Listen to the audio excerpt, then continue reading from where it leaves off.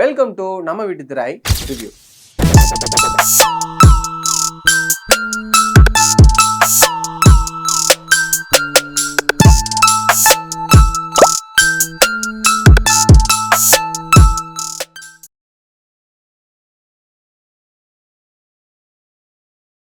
இன்னைக்கு நான் பார்த்துட்டு வந்த படம் ஆதித்யா தட் டைரக்ஷன்ல டிசம்பர் 5ஆம் தேதி தியேட்டர்ல ரிலீஸ் ஆன இந்த படத்தோட கதை 1999 ஆரம்பிக்குது.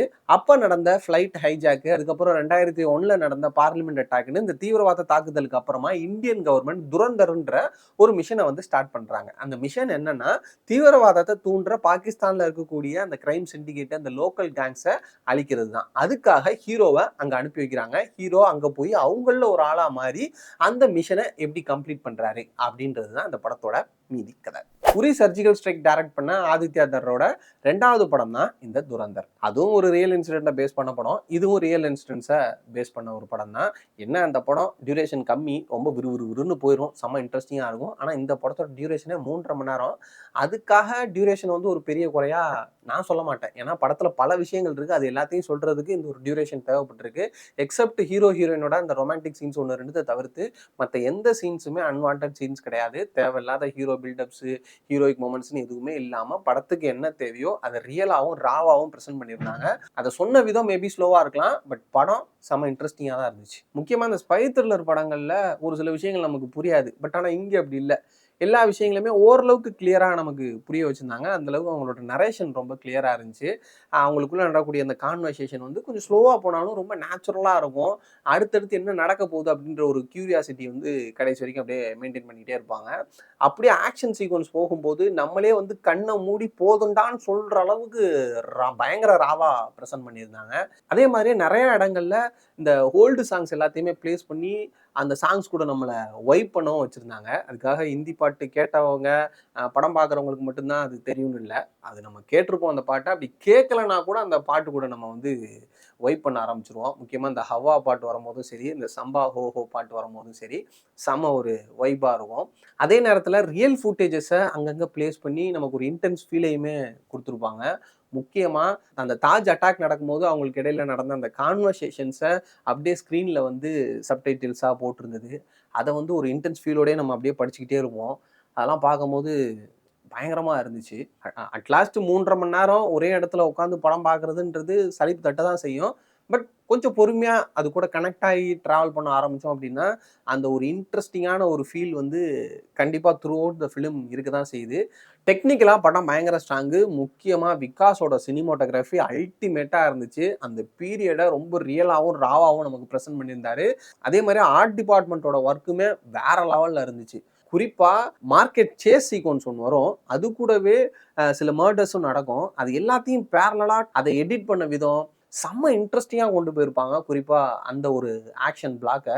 அதே மாதிரியே சஷ்வாத் சத்தேவோட மியூசிக்கும் அல்டிமேட்டு. நம்ம வைப் பண்ணுறதுக்கு ஓல்டு சாங்ஸ் இருந்தாலும் இந்த படத்துக்கான சாங்ஸுமே கொஞ்சம் வைப் மெட்டீரியலாக தான் இருந்துச்சு. குறிப்பாக கடைசியில் வரக்கூடிய அந்த ஒரு ஐட்டம் சாங்காக இருக்கட்டும், அப்புறம் வரக்கூடிய அந்த பேக்ரவுண்ட் ஸ்கோர்ஸு, இது எல்லாமே செம்ம இன்ட்ரெஸ்டிங்காக இருந்துச்சு, இன்டென்ஸாகவும் இருந்துச்சு. ஆக்ஷன் சீக்வன்ஸ் கோரியோகிராஃபிலாம் வேற லெவலுக்கு பயங்கர ஒரு ராவான ஒரு மெட்டீரியலு. குறிப்பாக அந்த ஒரு கார் சேஸில் போயிட்டு ஒரு ஆட்டோவை மோதி அந்த ஆட்டோக்குள்ள இருந்த ஆள் பறக்க போகிறது, அதெல்லாம் பயங்கரமாக ப்ரெசென்ட் பண்ணியிருந்தாங்க. ஒரு தேட்டர் மெட்டீரியல், ஒரு இன்ட்ரெஸ்டிங்கான ஒரு இன்டென்ஸான ஒரு கிரைம் த்ரில்லர் பார்க்குற ஒரு ஃபீல் வந்து கண்டிப்பாக தேட்டரில் கிடைக்கும். ஆக்டிங் வைஸ் ரன்வீர் சிங்கோட பெர்ஃபார்மன்ஸ்லாம் வேற லெவலில் இருந்துச்சு. அவரோட ஆக்ஷன் சீக்வன்ஸ்லாம் வந்து பயங்கரமாக இருக்கும். அந்த ஃபிசிக்கு அவர் பண்ணுற ஆக்ஷன்லாம் வேற லெவலில் இருந்துச்சு. மாதவனோட பெர்ஃபார்மன்ஸும் சரி, அவரோட அந்த கெட்டப்பும் சரி, ரொம்ப வித்தியாசமாக சூப்பராக இருந்துச்சு. சஞ்சய் தத்துமே செம இன்ட்ரெஸ்டிங்காக ஒரு என்டர்டெய்னிங்கான ஒரு கேரக்டராக நல்ல ஒரு எக்ஸ்டெண்டட் கேமியோ ரோல் மாதிரி ஒன்று பண்ணிட்டு போயிருந்தாரு. அதுவுமே ரொம்ப சூப்பராக இருந்துச்சு. பட் என்னதான் வந்து சாரா அர்ஜுனோட பெர்ஃபார்மன்ஸ் இது எல்லாமே நல்லா இருந்தாலும், இப்போ எனக்கு மட்டும் இல்லை, படம் பார்த்த எல்லாரோட ஃபேவரட்டாக இருந்தது வந்து நம்ம அக்ஷய் கண்ணா தான். அவரை வந்து கிட்டத்தட்ட ஒரு ஆரா கண்ணானே கூப்பிட்டுருலாம். அவர் வர ஒரு சீனுமே வந்து பயங்கரமாக இருந்துச்சு. நிறையா ஹிந்தி பழைய படங்கள் பார்த்தவங்களுக்கு தெரியும் அவர் எப்படி ஒரு பெர்ஃபார்மர்னு. இதில் வந்து அவர் ஒரு நெகட்டிவ் ஷேடில் பண்ணி ரொம்ப சூப்பராக பண்ணியிருந்தாரு. அவரோட சின்ன சின்ன மூவ்ஸு, அந்த ஒரு ஒரு சர்ட்டிலாக அவர் அப்படியே உட்காந்து எல்லாரையும் முறைச்சி பார்க்குறது, அந்த ஒரு ஃபிசிக்கு அவர் கொடுக்குற அந்த ஒரு எக்ஸ்பிரஷனு, அதுக்கேற்ற மாதிரி மியூசிக் டைரக்டரோட அந்த பேக்ரவுண்ட் ஸ்கோரு அதெல்லாம் பயங்கரமாக உட்காந்துருந்துச்சு. அவர் வர சீன்ஸ் எல்லாமே கொஞ்சம் வைப் மெட்டீரியலாக தான் இருந்துச்சு. வேற யாரா பண்ணியிருந்தாங்க அப்படின்னா இந்த கேரக்டர் ஒர்க் அவுட் ஆயிருக்கும். பட் இந்த ஒரு வைப் கிடைச்சிருக்குமா அப்படின்றது தெரியல. அவரோட பெர்ஃபார்மன்ஸ் தான் படத்துக்கு ஒரு மிகப்பெரிய ப்ளஸ்ஸாக இருந்துச்சு.